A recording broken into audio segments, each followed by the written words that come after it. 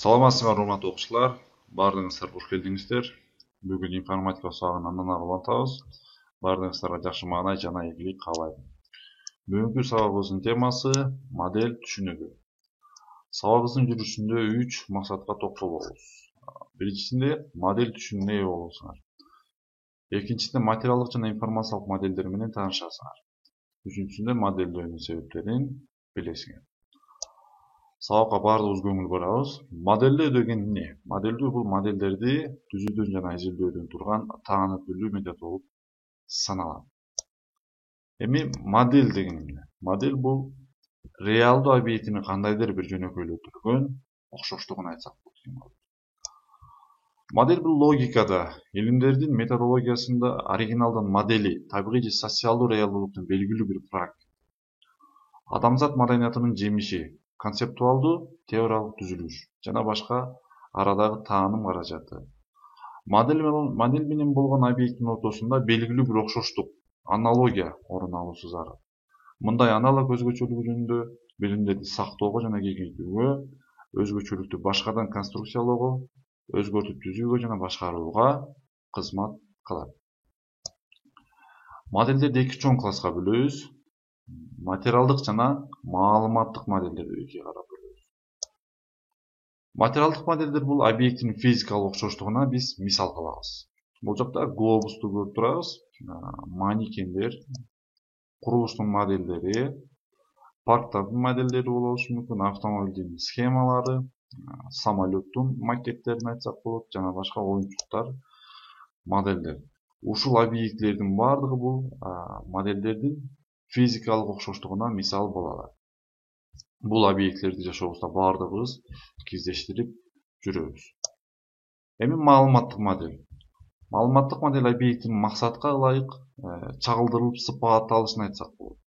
Схемалар, карталар, чиймелер, графиктер болуп эсептелет. Маалыматтык модельдерди көрсөтмөлүү берүүнүн бир ыкмасы бул графикалык сүрөттөлүштөр деп айтсак болот. Бул жактагы сүрөткө баардыгыбыз көңүл бурсак, жердин бул жакта биринчи графикалык сүрөттөлүш турат. Андан кийин жердин модели, бул материалдык модель болуп саналат. Бул глобус. Бул жакта материалдык объект болуп саналат. Жана маалыматтык модельге карта. Картада ошол жер боюнча өтө көп маалыматтар жайгашкан.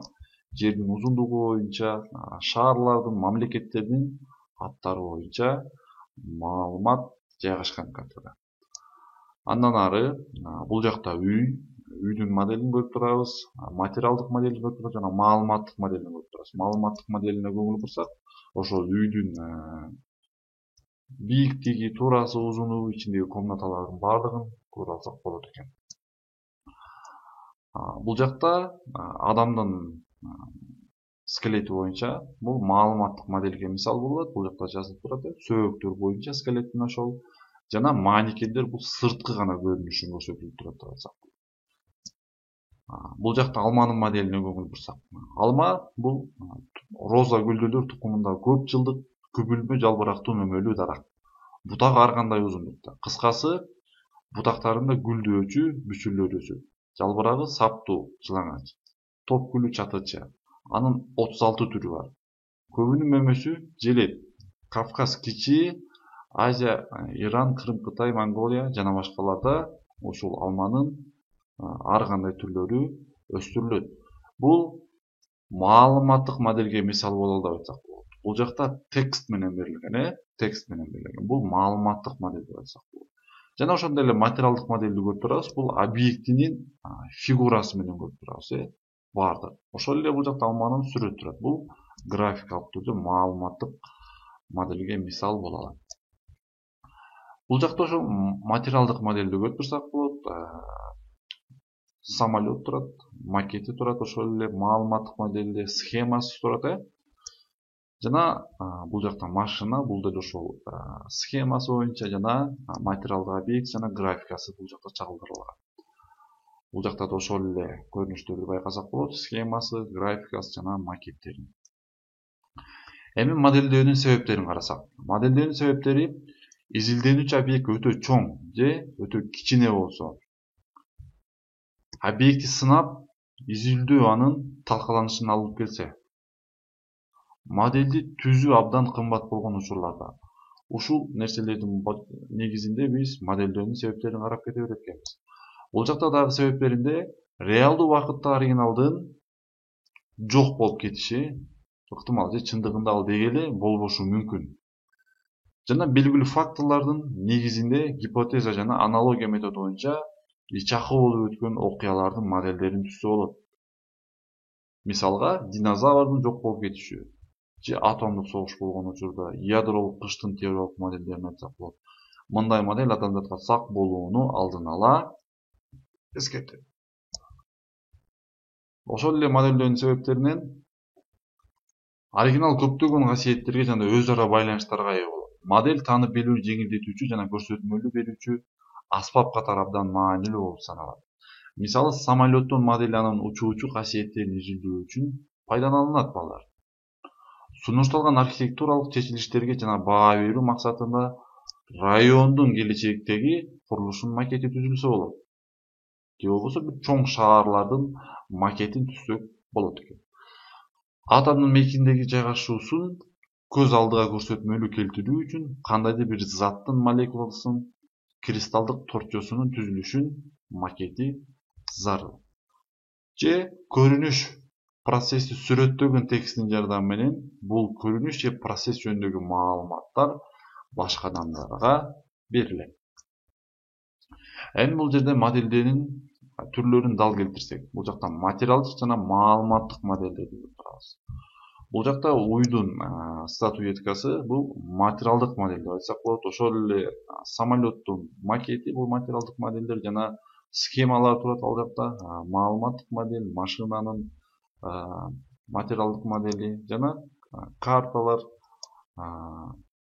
үйдүн схемасы турат, проекциясы деп айтсак болот. Мунун баардыгы материалдык модельдер жана бул жакта турган сүрөт же болбосо модельдин материалдык объектине мисал боло алат. Эми карасаңар балдар, сабакты жыйынтыктоодо биз кроссвордко баардыгыбыз көңүл бурсак. Биринчисинде бул модельдерди түзүүдөн жана изилдөөдөн турган таанып билүү методу модельдөө болуп саналат экен. Модель канча класска бөлүнөт? Экинчисин карайбыз. Экинчисинде бул 2 класска бөлүнөт, билесиңер баардыгыңыздар. Андан кийин туурасынан кеткен кроссвордду карасак баардыгыбыз. Бул реалдуу объекттин жөнөкөйлөтүлгөн окшоштугу, бул модель болуп саналат, билесиңер баардыгыңыздар. Экинчисинде бул анын физикалык окшоштугу, материалдык модель болуп саналат. Бул модельдүү объекттин сыпатталышы, бул маалыматтык модель болуп саналат экен. Көрдүңөрбү балдар? Ушул нерселердин негизинде биз модельдерди аныктайбыз. Эми өзүңөрдүн билимиңерди баалоодо 6 негизге көңүл бурабыз. Модель деген эмне экенин айтып бере алсаңар, модельдөөнүн 2 чоң классын айтып бере алсаңар, жана маалыматтык модель эмне экенин айтып бере алсаңар, материалдык модель эмне экенин билсеңер, маалыматтык модель эмне менен модельди айырмалай алсаңар, жана модельдөөнүн себептерин билсеңер, силер анда өзүңөрдүн ушул сабакта өтө көп пайда алган болосуңар. Эми карасаңар, үй тапшырма силерге. Үй тапшырма ушул тема боюнча маалыматты китептерден окусаңар болот. Андан сырткары интернет булактарынан да таап окусаңар болот. Ошондой эле өзүңөр окуган мектебиңердин модельдерин жазап чыккыла жана теманы конспекттейбиз. Көңүл бурганыңыздарга чоң рахмат. Баардыгыңыздарга ийгилик каалайм. Саламатта калыңыздар.